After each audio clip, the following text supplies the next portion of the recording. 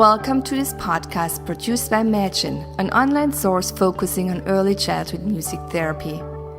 Imagine is sponsored by the American Music Therapy Association and can be found on the web at www.imagine.musictherapy.biz. This podcast is entitled Acoustic Instruments Accessible for Young Children and presented by Kathy Knoll. Kathy Knoll, a music therapist since 1974, specializes in autism spectrum disorders, early childhood, IDD, public school and clinical music therapy, and consultative services. She produces AMTA Pro podcasts and professional e-courses for musicworkspublications.com, 123forteachers.com, and FAQautism.com.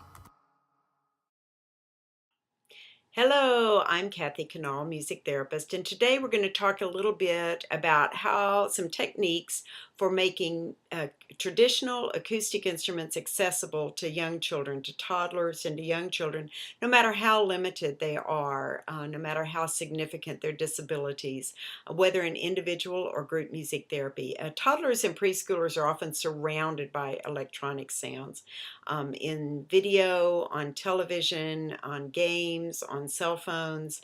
So acoustic instruments give them a little bit of a break from that, a hands-on approach where they can touch and feel and make music themselves. So I try in music therapy to give them lots of opportunities rather than my singing and playing for them to make the music. The acoustic instruments engage the young children more completely in the music making process. They physically hold and blow a harmonica, for example, or finger a flute, or play a real piano, strum a guitar, or hold a mallet to play a drum or other percussive instrument. So we'll start with some ideas with the guitar. We're just going to briefly touch on each one of these ideas. One idea, of course, is to have open tuning. So then they can learn to play old-time standards that everyone knows, and then you can adapt those standards. You can adapt the lyrics to fit whatever target objectives or whatever topic that you're working on with those youngsters. So we sing like, row, row, row your boat, or are you sleeping, Brother John, or make new friends, but keep the old. One is silver and the other gold. Then you adapt those lyrics for certain topics or for certain therapeutic goals that you're working on. Trains or zoo animals, a real popular thing with little ones, whatever it is. And then I also purposefully take those change the familiar tunes. In other words, I have tunes that the kiddos have never heard before. I'll make up tunes that work with specific topics or specific goals. And this is because many of my youngsters actually are rather obsessive about change, get very agitated when their one favorite song is not played. And so I really try to do what I can every week, very purposefully, to introduce at least one new melody so they get used to that. So our bug song is really, really fun. They like that. Say, bugs bug me, yes they do. Or you can use, bugs bug me, yes they do. They creep and they crawl on the wall. Bugs bug me, yes they do. Boom, boom. Or whatever. You can do many, many things, but introducing new melodies, new techniques, new chord progressions is really important. But in this case, it's all based on one chord, so they can play along with us.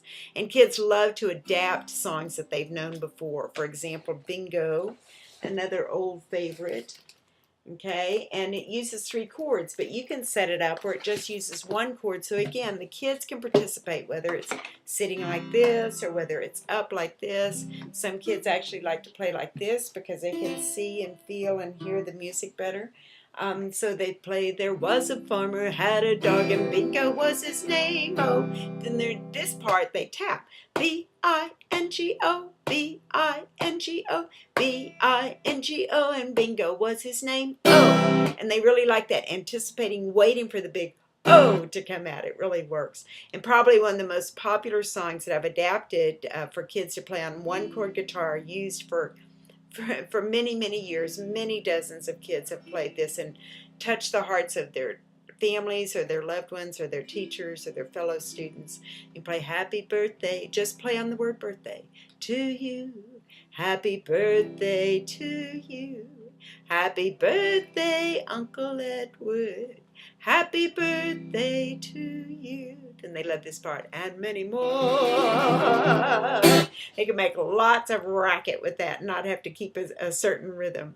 So banjo, ukulele, guitars, baritone ukes, they all really work really well to help youngsters be able to make their own music. And on piano, here I say we aren't going to use electronic piano, but I don't want to take time to move over there. Again, the kids can make their own music by playing on the pentatonic scale. And this is one reason batteries run out. So they can play black notes, the pentatonic scale. There are lots of songs they can play, or they can adapt a lot of songs to an ascending and descending scale. So like, hey diddle diddle, the cat and the fiddle, the cow jumped over the moon, the little dog laughed to see such a sport, and a dish ran away with the spoon. And on a piano, don't underestimate a 3, 4, 5-year-old kid, unless they have some cognitive reason not to be able to do so, can play very sophisticated music with letter cued music, with typical music, right hand and left hand, lots of things that youngsters can do. But we won't talk about those today. Just using a song though to improvise on the pentatonic scale, or to learn certain songs. So one song that a lot of kids have learned over the years, somewhere over the rainbow. So they just need to go from C to C, then back to G, or if they don't know G, down to the blue note, like that. And it touches many, many hearts and makes those kids feel like they're capable, because they are. But we need to give them those opportunities, not just do little children's songs. And speaking of little children's songs, there are lots of percussive songs that are for little ones. But the thing that my kids love the most, even kids who are very, very limited, is to play the snare drums. They get to pick, put them in charge. We don't need to always pick everything for them. Teaching them how to hold the drumsticks correctly, how to play, but most importantly, how to rest.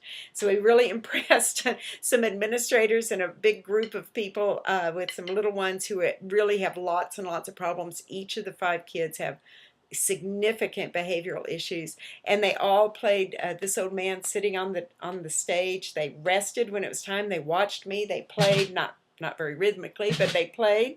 And then at the end of the song, they rested, and the whole auditorium just took a deep breath, because they expected those kids to be hitting each other or something with their sticks. They couldn't believe they followed directions. The kids love playing on snare drums. You can do like ants. You can do word cues. So the ants go marching one by one, hoorah, hoorah, just playing on hoorah, or just playing on boom, boom, boom, boom. But giving them lots of opportunities to rest and anticipate and to wait is sort of one of the keys of successful music. So we like it, but also so the kids can learn to play in a very musical way by themselves without a lot of help for us. So there's a real awe factor in a kid being able to make their own music. It's very hard to measure, but it's very real. It's a very real phenomenon that I see every day in music therapy. Kids who are inattentive and disconnected and disinterested, or resistant to any sort of interaction, or very, very overly active and don't follow directions, tend to come over when we unzip the guitar and be ready to play and be excited about it and reach out and play. Really giving our kids lots of opportunities to make real music on real instruments is really exciting. I just touched on a few things, so you want to send me an email, kathyknall@gmail.com, and I'll send you ideas or answer any questions you have. And I appreciate your joining in and listening today.